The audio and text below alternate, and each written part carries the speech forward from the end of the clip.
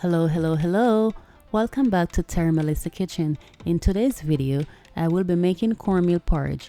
If you haven't tried cornmeal porridge before, please try this recipe and I guarantee you won't be disappointed. It is so rich and creamy.